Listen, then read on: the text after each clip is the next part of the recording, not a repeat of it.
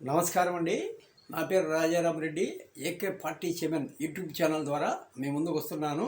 మొదట అందరికీ వినాయక చవితి శుభాకాంక్షలు తెలియజేస్తూ నా కార్యక్రమాన్ని మొదలు పెడుతున్నాను. ఈనాడు భారతావనిలో జరగబోయే ఉపరాష్ట్రపతి ఎన్నిక సంక్లిష్టంగా మారనుంది. ఎన్డీఏ కూటమి అభ్యర్థి రాధాకృష్ణన్ గారు, ఇండియా కూటమి అభ్యర్థి బి సుదర్శన్ రెడ్డి, సుప్రీంకోర్టు మాజీ న్యాయమూర్తి గారు పోటీ పడుతున్నారు. ఇందులో ఉపయోగం పొందాల్సింది దక్షిణాది రాష్ట్రాల వాళ్ళు.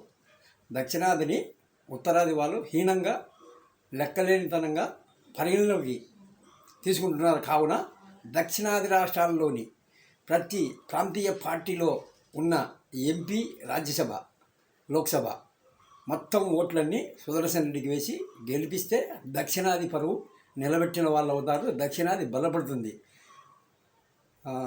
కావున ప్రతి ఒక్క ప్రాంతీయ పార్టీ ఇక్కడ రాజ్యసభగా ఎన్నికైన ప్రతి ఒక్క అభ్యర్థి సుదర్శన్ రెడ్డికి ఓటు వేసి గెలిపించవలసిందిగా కోరుతున్నాను. మనం ఈ సదావకాశాన్ని వదులుకుంటే ఎంతో నష్టపోతాము. కావున ఎంత సత్తా ఉందో ఈ దక్షిణాది రాష్ట్రాల్లోని ప్రాంతీయ పార్టీలకు ఇదొక సవాల్ లాంటి సమస్య. ప్రజలకు మద్దతు ఉంటారా వీళ్ళు, లేదంటే కూటములు, లేదంటే రకరకాల పేర్లతో సాకు చెప్పి ఎన్డీఏకు ఓటేస్తారా? ఇది గమనించి రాబోయే ఏ ఎన్నికలో అయినా ఎమ్మెల్యే కావచ్చు, ఎంపీ కావచ్చు, ఈ ఎన్నికలో ఉపరాష్ట్రపతి ఎన్నికల్లో సుదర్శన్ రెడ్డి గారికి ఓటు వేయని ఏ పార్టీ అభ్యర్థి క్యాండిడేట్కు ఎవరే కానీ ఓట్లు వేయద్దని మరీ కోరుతున్నాము. అది ఏ ప్రాంతీయ పార్టీ అయినా పర్వాలేదు.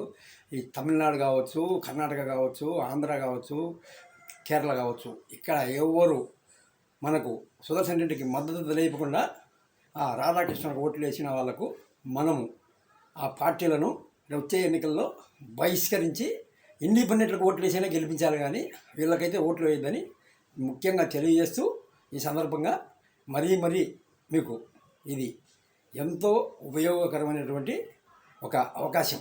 దీన్ని ఉపయోగించుకోకపోతే దక్షిణాదికి దిక్కు దశ ఉండదు. కావున మేల్కొనండి ప్రాంతీయ పార్టీలు. మీరు ప్రజల ఓట్లతో గెలిచినారు. ఇది విప్ జారీ చేసేదానికి కాదు.